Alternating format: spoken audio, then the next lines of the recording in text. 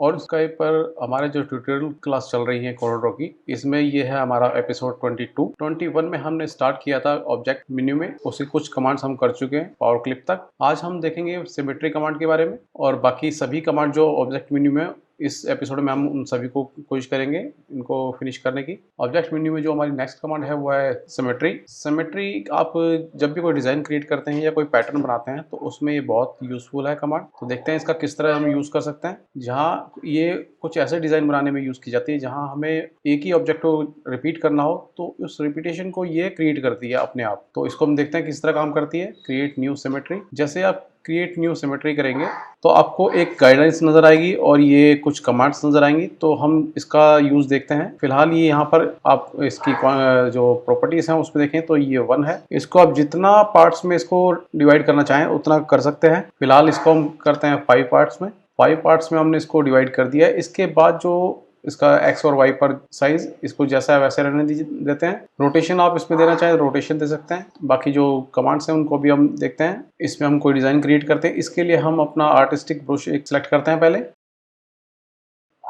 Artistic brush select करके उसके बाद मैंने एक ब्रश इसमें सेलेक्ट की। अब आप देखेंगे मैं जैसे ही ब्रश को मूव करता हूँ कोई भी ऑब्जेक्ट क्रिएट करने के लिए, तो एक ही गाइड्स पर मैंने उसको मूव किया है। लेकिन आप देखेंगे ये पूरी जो हमारा पैटर्न है जो सिमेट्री के लिए हमने को डिवाइड किया 5 पार्ट्स में, ये उस सभी पर अप्लाई हो जाएगा। तो इसमें जो बाकी 2 कमांड्स है उसके बारे में बात करते हैं। पहली है आपकी ये ऑब्जेक्ट को फिल एज ए फिल और आउटलाइन के रूप में दिखाने के लिए।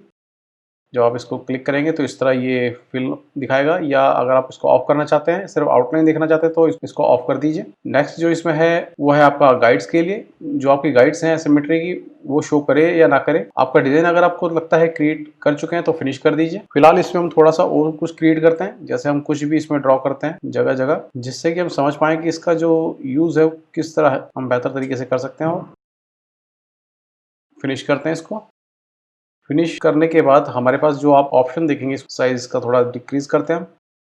इसके बाद आप देखेंगे आपको 3 कमांड्स इसमें जो इसका पैनल है उस पर आपको नजर आएंगे। ब्रेक लिंक, यानी कि जो आपने क्रिएट किया सिमेट्री उसको एज ए सिमेट्री ये ब्रेक कर देगा। उसको आप एज ए ऑब्जेक्ट यूज कर पाएंगे। जो एडिट करना चाहें आप उसमें एडिट कर सकते हैं। रिमूव, इस सेटिंग को जो कि हमने इस पर अप्लाई किया उसको अगर रिमूव करना चाहते हैं, रिमूव को हम क्लिक करते हैं तो देखिए जो आपने सिर्फ ड्रॉ किया सिर्फ वही रह जाएगा, बाकी सब हट जाएगा। अंडू करते हैं वापस हम। उसके बाद में एडिट, इसको आप दोबारा कुछ ऐड करना चाहते हैं, कुछ क्रिएट करना चाहते हैं इसी ऑब्जेक्ट में, तो इसको हम एडिट कर सकते हैं। तो ये था हमारा सिमेट्रिक टूल, जिसमें हमने देखा किस तरह हम बहुत ही बढ़िया डिजाइन क्रिएट कर सकते हैं कम से कम टाइम में। ब्रेक लाइन एक बार करके देखते हैं इसको।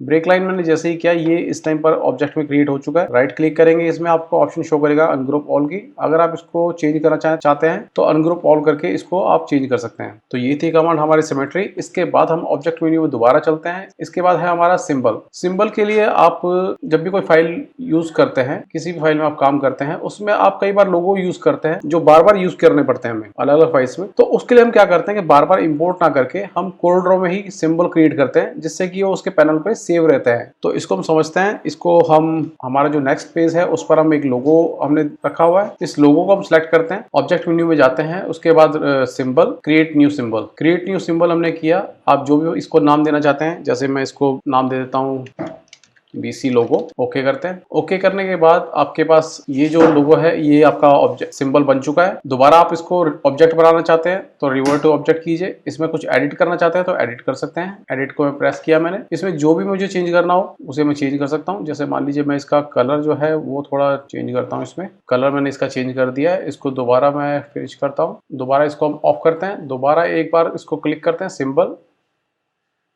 वो आप इसमें देखेंगे लोगो जो है हमारा यहाँ पर क्रिएट हो चुका है। यहाँ से हम इसको एक बार डिलीट करते हैं। सिंबल में जाते हैं, फिनिश एडिटिंग सिंबल क्लिक किया मैंने, तो जो भी मैंने एडिट किया है ये एडिट हो चुका है। आप देखेंगे पैनल पर यहाँ पर आपको एडिट वर्जन दिखाई देगा। यहाँ से अब हम इसको डिलीट करते हैं पेज से, वो बेहतर तरीके से समझने के लिए। जैसे मान लीजिए मैंने इसको यहाँ से डिलीट कर दिया। अब आप देखेंगे पैनल पर ये अभी भी नजर आ रहा है, यानी कि जो इसका पैनल है सिंबल का ये इसमें ऐड हो चुका है। अब हम किसी भी फाइल में इसको ओपन करके इसको इंसर्ट कर सकते हैं इसमें किसी भी पेज पर जाकर। तो आपको दोबारा इंपोर्ट करने की या बनाने की जरूरत नहीं है। है, एक बार आप बना के इसको स्टोर कर चुके हैं, इस पैनल पर ये हमेशा रहेगा जब तक आप इसको डिलीट ना कर दे। पैनल पर ही आप नीचे देखेंगे तो आपको डिलीट का ऑप्शन भी शो करेगा, और अगर कोई नया सिंबल ऐड करना चाहते हैं तो इसको दोबारा ऐड भी कर सकते हैं आप। इसके बाद में है रोल ओवर। रोल ओवर जो है आपको वेब के लिए यूज होती है, इसको हम छोड़ रहे हैं क्योंकि हमारा जो डिजाइनिंग का काम है वो मेन प्रिंटिंग और वेब के लिए है, लेकिन इसका हम यूज ज्यादा नहीं करेंगे। आप इसके लिए बटन वगैरह अगर आप वेब के लिए बनाने हैं तो आप इसका इस्तेमाल कर सकते हैं। कोई भी ऑब्जेक्ट आप सिलेक्ट कीजिए और उसको क्रिएट रोल ओवर क्लिक कीजिए और उसमें जो ऑप्शन आप सेट करना चाहते हैं वो सेट कर सकते हैं। इसके बाद जो नेक्स्ट कमांड है उसको समझने के लिए हम इसको साइज थोड़ा चेंज करते हैं। जैसे मान लीजिए मेरे पास ये एक ऑब्जेक्ट है, इसको मैं थोड़ा साइज चेंज करता हूँ।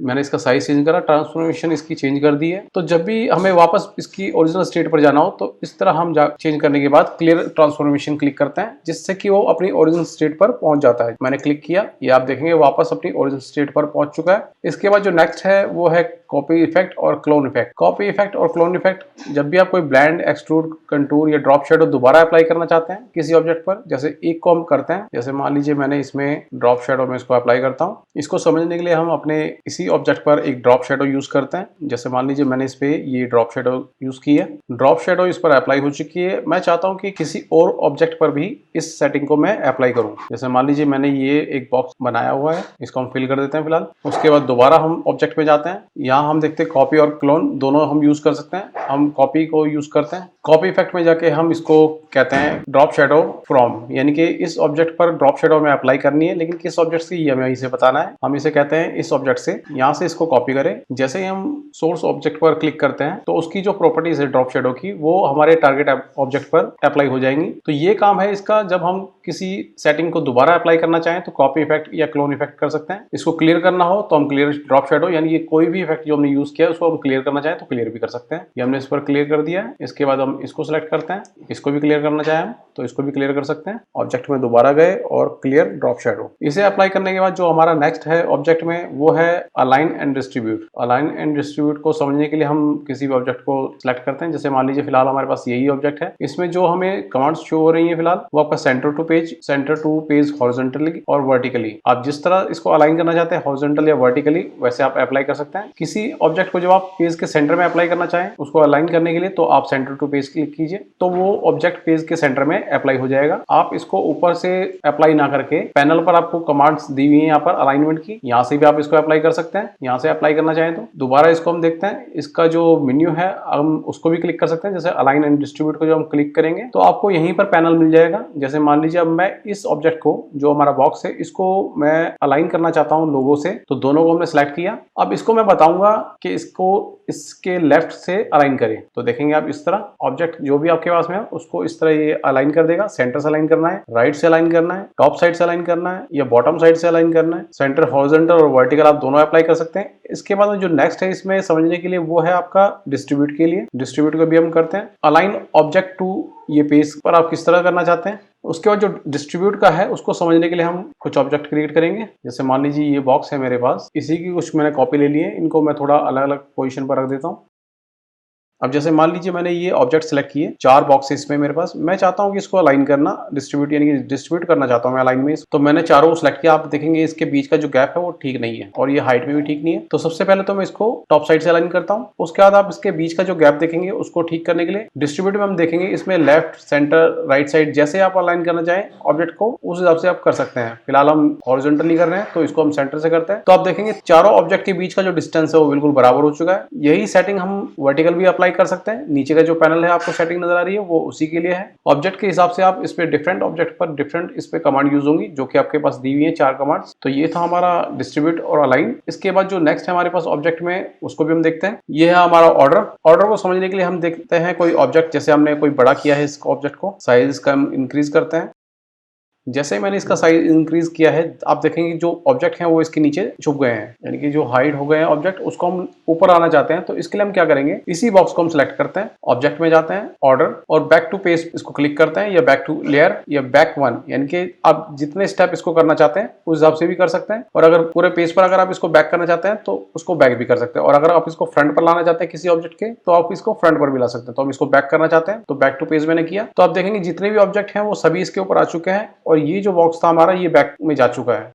दोबारा हम चलते हैं ऑर्डर पर। यहाँ हम देखते हैं इसमें कमांड्स हैं कुछ, जैसे बिहाइंड, इन फ्रंट ऑफ, यानी कि अगर हम किसी ऑब्जेक्ट के बिहाइंड या इसको फ्रंट रखना चाहते हैं तो हम वो भी कर सकते हैं। जैसे मान लीजिए एक बॉक्स है हमारे पास लेफ्ट साइड में, आप देखें तो वो इसके बिहाइंड में है, तो हम चाहते हैं ये जो ब्लू बॉक्स है ये उसके बिहाइंड में पहुंच जाए, तो हम बिहाइंड को क्लिक करते हैं और उस बॉक्स की पोजीशन हम इसे बताते हैं कि इस बॉक्स के बिहाइंड में कर दे, तो वो देखेंगे आप वो बॉक्स ऊपर आ चुका है और ये बॉक्स नीचे जा चुका है। तो ये था हमारा ऑब्जेक्ट में ऑर्डर, जिसमें हमने देखा कि हम ऑब्जेक्ट को किस तरह बिहाइंड और फ्रंट पर ला सकते हैं। आप इसको राइट क्लिक करके भी चेक कर सकते हैं। उसके बाद में है दूसरा जो कमांड हमारे पास, वो है ग्रुप अनग्रुप। किसी भी दो या दो से ज्यादा ऑब्जेक्ट को जब हम ग्रुप या अनग्रुप करना चाहें तो इस कमांड का यूज करते हैं। जैसे मान लीजिए ये दो बॉक्स है, मैं इनको ग्रुप करना चाहता हूं। ये सभी कमांड्स आप जो यूज कर रहे हैं इनको आप राइट क्लिक करके भी यूज कर सकते हैं। दोनों को मैंने ग्रुप किया, इस टाइम ये दोनों ग्रुप हो चुके हैं। आप एक को सिलेक्ट करेंगे तो दूसरा भी ऑटोमेटिकली सिलेक्ट हो जाएगा। जब भी हम कोई लोगो बनाते हैं, कोई डिजाइन बनाते हैं, हम चाहते हैं कि वो उसके जो ऑब्जेक्ट हैं वो मूव एक साथ हो, तो उसके लिए हम इसका यूज करते हैं जिससे कि वो ऑब्जेक्ट खराब ना हो। दोबारा हम ऑब्जेक्ट में जाके चेक करते हैं। इसके बाद जो हमारे पास है हाइड, अगर किसी ऑब्जेक्ट को हमें हाइड करना है तो सिलेक्ट करके हमने हाइड करना है, आपका ऑब्जेक्ट हाइड हो जाएगा। दोबारा ऑब्जेक्ट में जाते हैं, हाइड पर ही दोबारा जाते हैं, शो ऑल, यानी कि जो जितने भी ऑब्जेक्ट आपके पास हाइड है वो सभी शो करेगा। नेक्स्ट इसमें लॉक, अगर किसी ऑब्जेक्ट को आप लॉक करना चाहते हैं तो उसको सिलेक्ट कीजिए और लॉक प्रेस कीजिए। अगर आप विदाउट वैसे करेंगे तो जितने भी ऑब्जेक्ट हैं वो सभी आपके लॉक हो जाएंगे। इसके बाद दोबारा हम जाते हैं ऑब्जेक्ट में, लॉक पर, अनलॉक ऑल।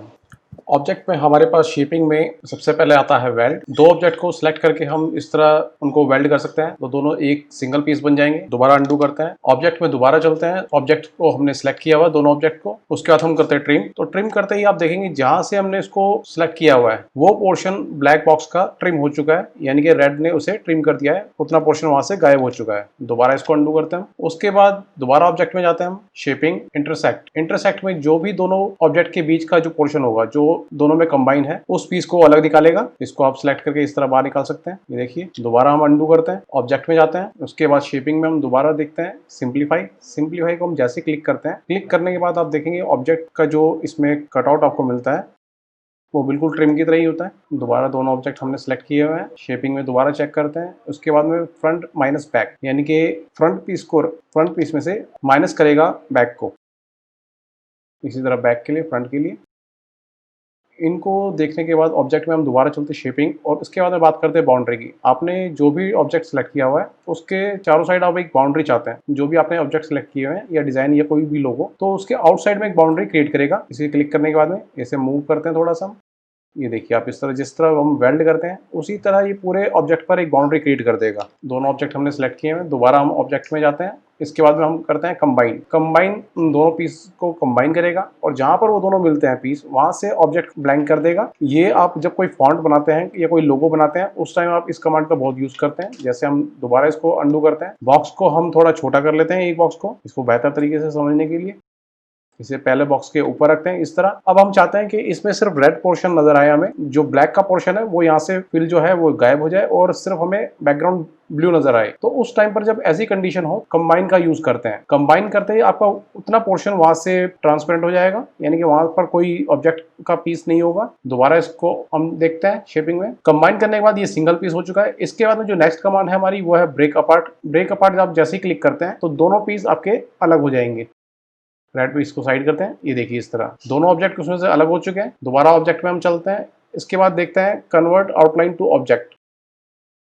तो आपकी जो आउटलाइन है वो इसमें से अलग निकल जाएगी एज अ ऑब्जेक्ट, उसमें फिल आ जाएगा आउटलाइन की जगह। इसके बाद जो नेक्स्ट है हमारे पास ऑब्जेक्ट में वो है आपका ओवरप्रिंट आउटलाइन और ओवरप्रिंट फिल। तो दोनों को हम चेक करते हैं किस तरह ये काम करती है। तो हम इसको फिल भी कर लेते हैं किसी कलर से। इसके बाद जो नेक्स्ट है हमारे पास वो है ऑब्जेक्ट में ओवरप्रिंट फिल और ओवरप्रिंट आउटलाइन। जब भी हम किसी ऑब्जेक्ट को किसी दूसरे ऑब्जेक्ट पर ओवरप्रिंट एज ए ओवरप्रिंट प्रिंट करना चाहते हैं या उसको बनाना चाहते हैं तो उस टाइम हम इसका इस्तेमाल करते हैं। जैसे मान लीजिए मैं फिल करता हूँ तो जो फिल है वो नीचे वाले कलर पर एज ए ओवरप्रिंट हो जाएगा, लेकिन अभी फिलहाल ये नजर नहीं आ रहा है। इसको हम क्लिक करते हैं, ओवरप्रिंट व्यू को ऑन करना पड़ेगा हमें इसमें, सिमुलेट ओवरप्रिंट।